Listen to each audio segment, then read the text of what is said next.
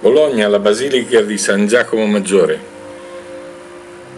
È stata fondata nel 1267 e naturalmente, come tutto, ha ricevuto varie modifiche, cambiamenti e abbellimenti. Il bellissimo portico ci accompagna per un lungo tratto di via Zamboni e gli splendidi fregi in cotto spesso sfuggono ai frettolosi viandanti. Io stesso, nei lunghi anni dell'università, vi sono transitato innumerevoli volte senza mai guardare veramente. Anche l'interno ci riserva bellissime sorprese.